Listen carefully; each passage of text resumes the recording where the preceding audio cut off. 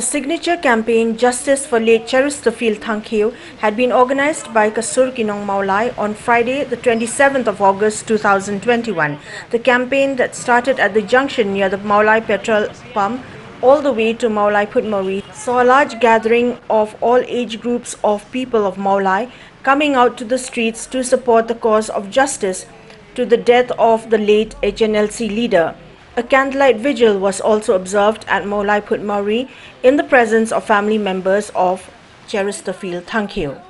The president of the HYC, Don Boklang Kharlingdo, while addressing the crowd, said that the people of Maulai will not cease to fight for justice towards the alleged killing of late Cherustophil Thangkhiew in a raid conducted by the Meghalaya police on the morning of 13th August 2021. On behalf of Kasur Kinong Maulai, the HYC president also demanded for an independent and fair inquiry into the incident and at the same time urged upon the government to bring to book all culprits involved in the killing of the former General Secretary of the HNLC.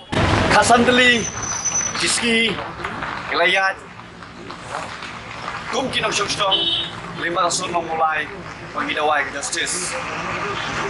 Ginom Sange, Ginya Yele, Takari Tong Yakaba, Kasur Kinong Maulai, Kadon, Hado Pantamate. Katpong Padiwa Justice, Mila Kerchai, Bangino Patsange. Mai Kuplaya, Way, Shokstong, Yokstong Maulai. Wala na kapunay, nanay kapor yung mariyang kapuntot.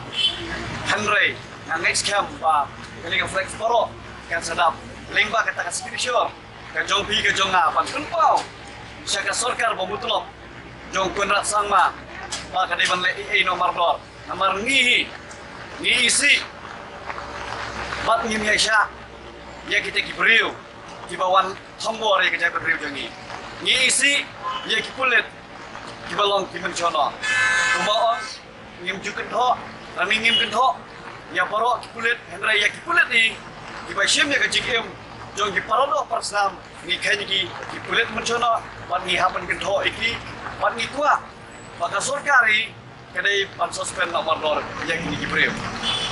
It was also informed that new programs of Kasur Unong Maulai would be announced during the candlelight vigil at Maulai Putmari bus stand during the evening of the 27th of August 2021.